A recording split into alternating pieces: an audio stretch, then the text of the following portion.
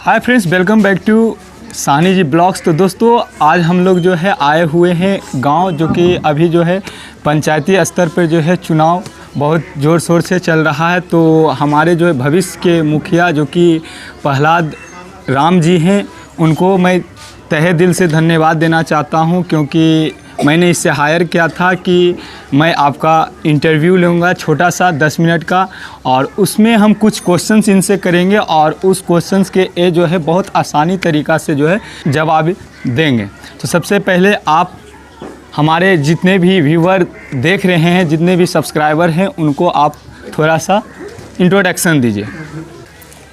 सबसे पहले रंजन कुमार जी, आप हमारे इंटरव्यू करने का समय दिए हैं, इसके लिए मैं आपको धन्यवाद देता हूं।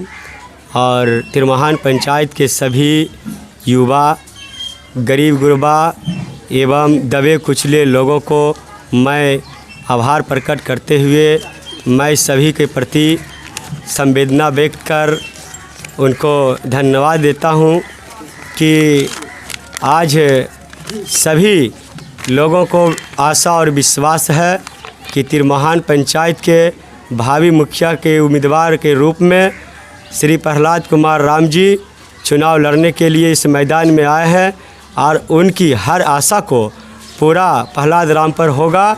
इसलिए यहाँ की तमाम जनता को पूरा विश्वास है कि मैं उनको अभी मुखिया जिताऊंगा। तो मैं सबसे पहला क्वेश्चन करने वाला हूँ। तो मेरा सबसे पहला क्वेश्चन है कि आपका मुख्य एजेंडा क्या है? मेरा पहला मुख्य एजेंडा यह है कि इस पंचायत में भ्रष्टाचार हावी हो गया है। उस भ्रष्टाचार हावी होने का मकसद यही है कि जो इस पंचायत में किसी भी लोगों का आवास आवंटन या नल जल की बात कहें तो सब कार्य अधूरा पड़ा हुआ है, और आवास जिन लोगों को मिलता है उस लोगों को लाभार्थियों तक पता तक नहीं चलता है कि मेरा आवास मिला है कि नहीं मिला है, क्या चीज़ का राशि मिला है, क्या मिल रहा है, ये सब जानकारी लाभार्थी को नहीं होता है। और लाभार्थी से बेतहाशा मुँह मांगा एकदम उससे जो है कि राशि लिया जाता है, जिसका मेरे पास वीडियो भी है। वो हम आपको नहीं वक्त पड़ेगा उसका, तो मैं उसको भी हम साबित कर सकता हूँ। और मेरा दूसरा क्वेश्चन है कि गांव में प्रत्येक गली में जो है स्ट्रीट लाइट की सुविधा होनी चाहिए। बहुत सारे मुखिया आए, बहुत सारे जो है वादा करके मुकर गए हैं। तो क्या आप भी जो है जीतने के बाद अपने मर्यादा पे खड़ी रहेंगे या कि आप भी बदल जाएंगे? देखिए, हम जो चुनाव मुद्दा में आए हैं, इस मुद्दा में लेकर के हमने 10 सवाल लेकर के आए हैं और अपने जनता के बीच चल रहे हैं कि अपने मुद्दा से लेकर के इसको हम पूरा करेंगे। यदि जो मैं चुनाव जीत के आऊँगा तो मैंने पहला वादा किया हूँ कि प्रधानमंत्री आवास योजना जिनको मैं दूंगा उनका मुफ्त में आवास आवंटन करूंगा। क्योंकि अभी जो है जितने भी प्रधानमंत्री आवास योजना मिल रही है, सब में जो है मान लीजिए अगर 2 लाख रुपया मिलता है तो उसमें 50,000 जो है, जो जितने भी ऑफिसर होते हैं, जो भी गवर्नमेंट ऑफिसर होते हैं, वही खा जाते हैं, और वगैरह वगैरह जो होते हैं गाँव में बाढ़ वगैरह सब लोग खा जाते हैं। तो इसके बारे में आप क्या कहना चाहते हैं? उस पर मैं इसीलिए तो मैं तो कहा कि मैं भ्रष्टाचार को मुक्त करूँगा, इसलिए कि जो तमाम जनता है, ये तो नहीं कह सकता हूँ कि कौन अधिकारी कौन पैसा लिया, ये तो नहीं बता सकता हूँ। लेकिन जब क्षेत्र में मैं भ्रमण कर रहा हूँ तो, और साथ साथ अभी मैं राजद के प्रखंड अध्यक्ष भी हूँ, पूरे प्रखंड का राष्ट्रीय जनता दल बिहार का मैं प्रखंड अध्यक्ष घोसबरी से हूँ। तो मैं अपने प्रखंड क्षेत्रों में मैं जब दौरा करता हूँ, और दौरा किया हूँ कई कार्यक्रमों को लेकर के, जैसे एनआरसी के बिल जो लाया गया या किसान विरोधी तमाम मुद्दों को लेकर के, जब मैं धरना प्रदर्शन के लिए लोगों से संपर्क करने का प्रयास किया क्षेत्र में दौरा कर करके, तो उस परिस्थिति में मुझे ये सुनने के लिए मिला कि हम लोगों को इंदिरा आवास में मैंने 25 से लेकर के 50,000 तक का हम लोग को पैसा घूस में ले लिया जाता है, और वो उन्होंने नाम बताने का प्रयास नहीं किया लाभार्थी लोग, इसलिए मैं नहीं बता सकता हूँ। लेकिन कुछ लोगों से हमने संपर्क साध करके कुछ ने बात किया है, तो उस लोगों को मेरे पास भी वीडियो है जिसमें उन्होंने साफ कबूल भी कर रहा है कि मेरे पास से पैसा लिया जाता है और हम लोग को इंदिरा आवास मिलता है तो हम लोग को जानकारी नहीं रहता है कि हमको पैसा कितना मिला कितना नहीं मिला। पैसा खुद उस व्यक्ति के द्वारा निकाल करके लाभार्थी को दिया जाता है, बल्कि लाभार्थी पैसा नहीं निकालते हैं। ये बैंक में भी भ्रष्टाचारी एकदम हावी हुल है। ये बिहार की तमाम बैंकों में ये हम जो देखने के मेरे अपने प्रखंड के वासी और पंचायत के लोगों से मैंने जो संपर्क करके सुना और जाना, ये मेरा पूरा यहाँ तक मैंने कॉन्फिडेंस है इस चीज़ के लिए। तो प्रहलाद राम जी बोल रहे हैं कि अगर इस बार हम मुखिया में उत्तीर्ण हो जाएंगे, मतलब जीत जाएंगे, तो जितने भी कष्ट हो रहे हैं गरीब लोगों को, जैसे कि प्रधानमंत्री आवास योजना में घूस लिया जा रहा उसको मिटा देंगे और बहुत सारे होंगे। तो मैं उनसे एक एक करके जो है पूछना चाहूँगा कि आप कौन कौन से बहुत सारे भ्रष्टाचार हो, जैसे नलकूप, बहुत सारे घरों में जो है नलकूप लग गया लेकिन कहीं ख़राब है तो कहीं पानी नहीं पहुँच रही है, मतलब बहुत सारे परेशानियाँ, क्या वो सब आप दूर कर दीजिएगा? क्योंकि जितने भी उम्मीदवार आते हैं, जब वोट का समय आता सभी लोग जो है वोट मांगने के लिए पहुंच जाते हैं और बहुत सारे वादे करते हैं कि मैं आपको फ्री में जो है आवास दिलाऊंगा। और जैसा कि आप भी बोल रहे हैं, तो क्या आप इसमें सक्षम होंगे या नहीं होंगे? हम इसमें पूर्ण सक्षम होंगे, क्योंकि सरकार के द्वारा तमाम योजनाएं दिया जो जाता है और इस पंचायत में है, लेकिन लोग तक जिनके यहाँ जो संस्था चल रही है वो लोगों को वो लोग बचाने के लिए तैयारी में नहीं है, जबकि वो लोग भी चुनाव मैदान में आने वाले हैं। लेकिन हमने आज हम बिजली का कार्य पूरे चला रहे हैं इस एरिया में, जिससे आप लोग यहाँ के जो दर्शक लोग बैठे हैं वो लोग भी जान रहे होंगे। तो शहर की तरह मैंने अथक प्रयास करके बिजली देने का काम कर रहा हूँ।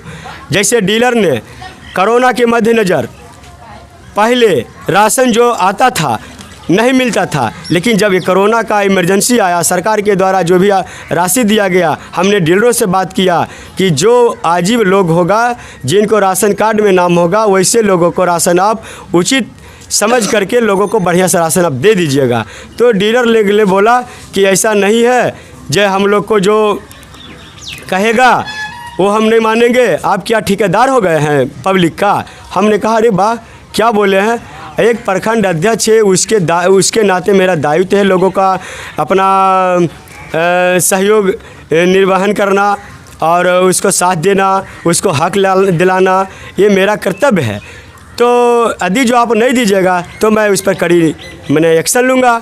तो हमने इसके लिए एक्शन लिया और लोग के साथ देते हुए हमने बड़े अधिकारियों के पास जो अपना आवेदन दिया अपने लेटर पैड पर लिख करके, जो कि राशन नहीं दे पा रहा था, वैसे लोगों को, ऐसे कार्डधारियों को जिसका राशन में नाम था, ये 400 ऐसे व्यक्ति थे कि नाम था लेकिन उस लोगों को राशन नहीं दिया जाता था।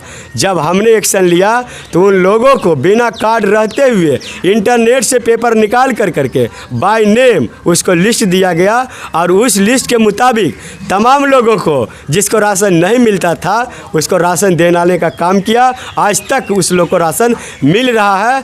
अंततः नवंबर माह का जो सरकार के द्वारा राशन दिया गया उस राशन में गबन हो गया, और ये गबन जब हुआ तब मैं उस पर सवाल किया। जब सवाल किया तो डीलर बोला कि नवंबर का गल्ला फ्री सरकार नहीं दिया है। तो हम इसके लिए कार्रवाई के लिए एसडीएम को दिए, डीएम साहब को दिए, प्रखंड विकास पदाधिकारी को दिए, अंचल अधिकारी घोषबरी को दिए। उस अंचल अधिकारी को इसलिए दिए हमने कि आपदा संबंधित कोरोना होता है तो उसका दायित्व आपदा का मालिक सीओ साहब होते हैं, इसलिए उनका हमने एक पत्र दिया कि आपका भी दायित्व बन रहा है। हमने जांच करवाया लेकिन उस जांच का कोई रिजल्ट नहीं आया और राशन गबन हो गया। अभी तक उस राशन दब गया है। यदि जो मेरा सत्ता आता है, मैं पंचायत का मुखिया जीत जाऊंगा, तो मैं सभी पंचायत के डीलरों को समयानुसार उसको मैं प्रतिदिन दुकान खुलाऊंगा और एक एक जनता को मैं राशन दिलाऊंगा। यदि जो वो डीलर राशन नहीं देगा तो मैं उसके विरुद्ध कार्रवाई करूंगा। और उतना नहीं, जितने नल जल मैंने 3 बरस पहले पैसा निकल भी गया है लेकिन उस बाढ़ तक में भी काम नहीं हुआ। ये दुर्भाग्य की बात है और शर्मिंदगी की बात है। मैं सत्ता में आते के साथ मैं सबसे पहले उस पर कड़ी कार्रवाई करूंगी और यदि जो पैसा गबन हो गया होगा मैं सरकार से रिकवर करके लोगों का काम कराने का काम करूंगा और जनता को हर सुविधा उपलब्ध कराऊंगा।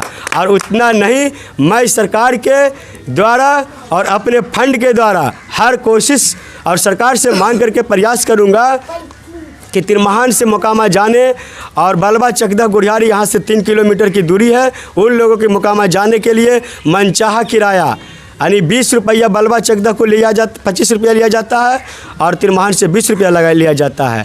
तो मैं अपने प्रतिनिधित्व के नाते मैं अपने पंचायत लोगों के लिए 4 गो गाड़ी को हम निकालेंगे, कोशिश करेंगे कि गाड़ी निकाल करके और हम सरकार का गाड़ी पब्लिक को देंगे और इस गाड़ी के द्वारा 10 रुपया किराया किया जाएगा और लोगों को 10 रुपया में हम मोकामा पहुंचाने का काम करेंगे।